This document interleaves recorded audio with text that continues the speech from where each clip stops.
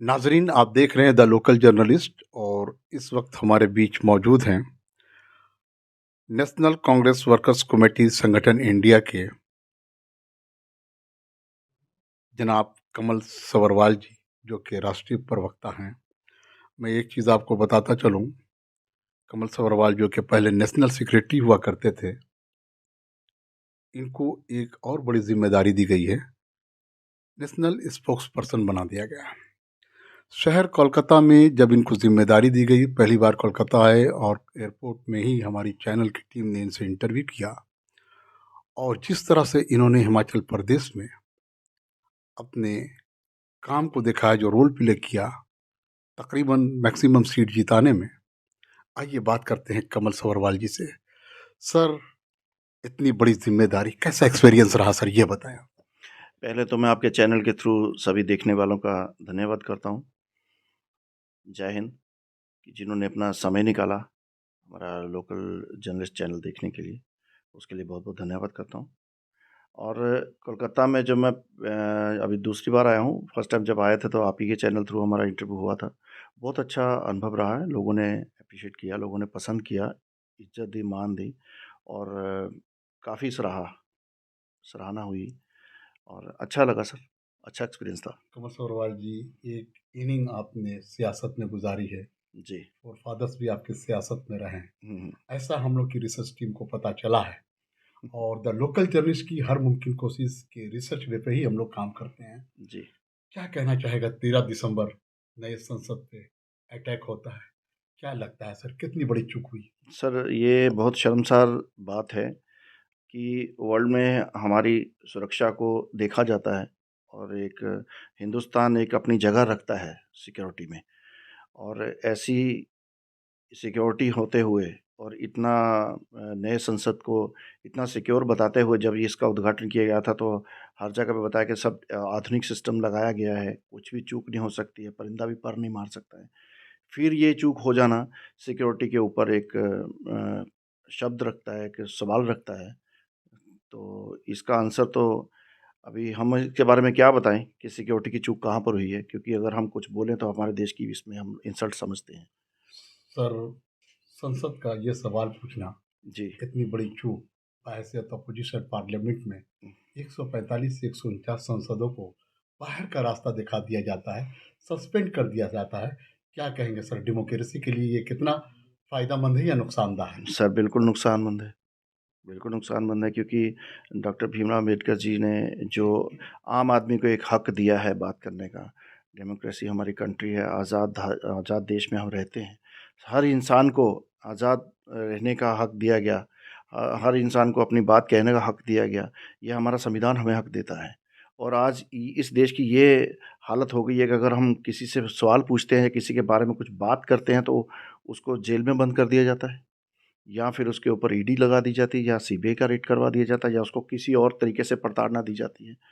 ये अभी आज के मौजूदा कंडीशन में इस देश का हाल हो गया है। बात चल रही थी सिक्योरिटी की, जी। वहाँ एक मिमिक्री को देखा जाता है। इसके पहले भी मिमिक्री देखा गया पार्लियामेंट के अंदर, और इस बार जो है कि पार्लियामेंट के बाहर अपोजिशन के द्वारा एक मिमिक्री देखा गया और सवाल पूछा गया था वहाँ पर कुछ और। क्या लगता है, माइंड डाइवर्ट करने की कोशिश की जा रही है? जी, बिल्कुल, मैं आपके चैनल के माध्यम से आम जनता से भी ये सवाल करना चाहता हूँ, और ये गोदी मीडिया जो अलग कुछ दिखाना चाहती है, इस मुद्दे को उठा के तुल दे रही है, बड़ा कर रही है, लोगों को माइंड डाइवर्ट कर रही है इधर-उधर।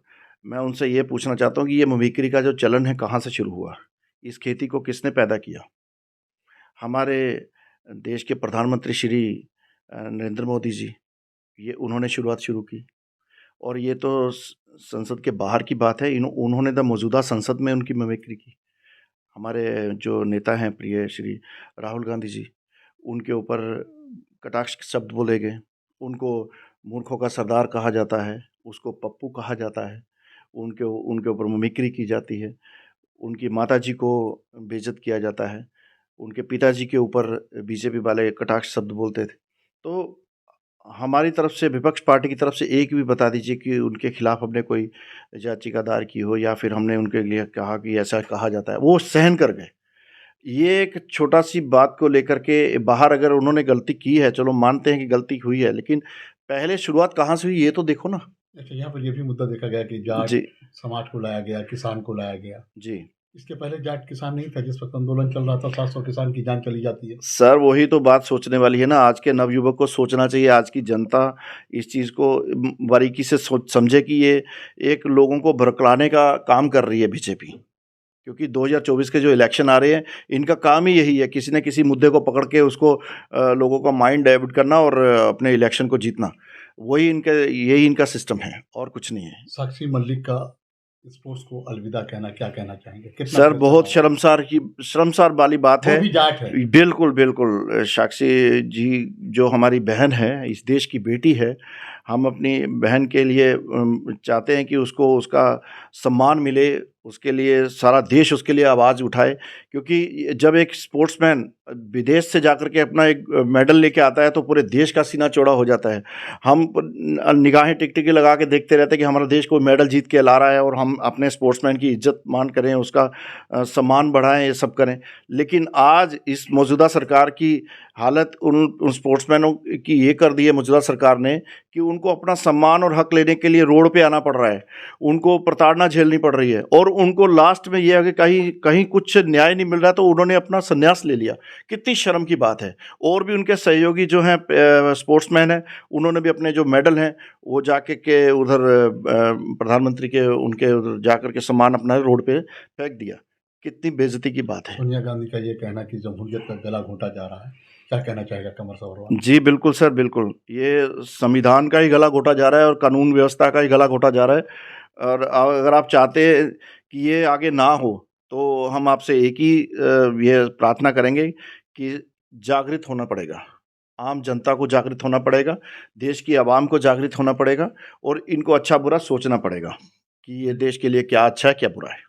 बिहार के डॉक्टर अखिलेश कांग्रेस कमेटी के सदर का कहना है कि नौजवान मोदी खेल को समझ ले तो हिंदुस्तान की तस्वीर बदल सकती है। नौजवान देश का क्या कहना चाहेगा देखिए, कमर सभरवाल? देश का नौजवान जो है बहुत ही इंटेलिजेंट है हमारा और आज की जो मौजूदा सिस्टम है इसमें पूरा डिजिटल सिस्टम है और सारे जितने भी हमारे देश की आवाम है, पढ़ी लिखी आवाम है, नौजवान पढ़े लिखे हैं, अच्छा बुरा अच्छा समझते हैं।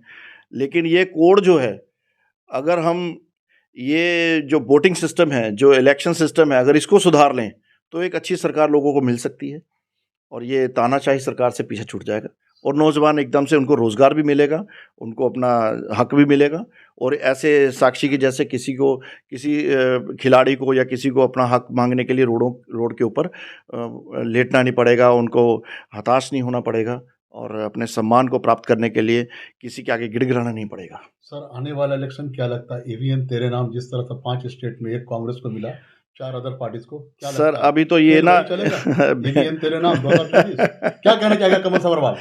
सर बात ऐसी है कि मैं तो ये नहीं कहना चाहता कि आम जनता जानती है, पूरा देश जानता है कि क्या खेला हुआ है। मध्य प्रदेश में क्या हुआ है, राजस्थान में क्या हुआ है और ये सब जगह पे जहाँ-जहाँ पे भी आप समझते हैं कि किस तरीके से ये सरकार जीतती है, ये आम जनता सब जानती है।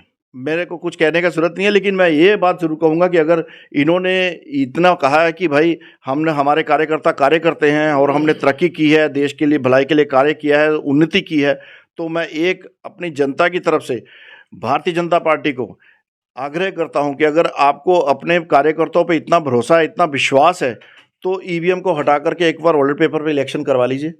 आम जनता भी यही चाहती है। सर, इंडिया इतिहाद जी। 28 पार्टियों का अपोजिशन का एकजुट होना, क्या लगता है डर गई है बीजेपी? बिल्कुल डर गई है सर।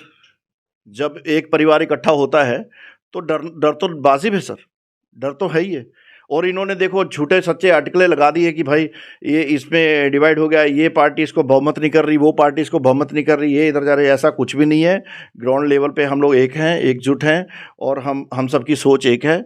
2024 में हम चाहते हैं, पूरी जनता चाहती है कि 2024 में जो है आपकी इसकी जो समीकरण है इलेक्शन का चेंज रहेगा। क्या लगता है जिस तरह से भारत जोड़ो यात्रा राहुल गांधी का मास्टर स्ट्रोक रहा है और तकरीबन देखा गया है कि कामयाबी की तरफ रमा दवा रहा है, क्या लगता है इस बार फिर 2024 से पहले ये स्टेप एक बार फिर शुरू होना चाहिए? देखिए, स्टेप तो शुरू किया है हमने, अदर स्टेट टू स्टेट में कर रहे हैं अभी।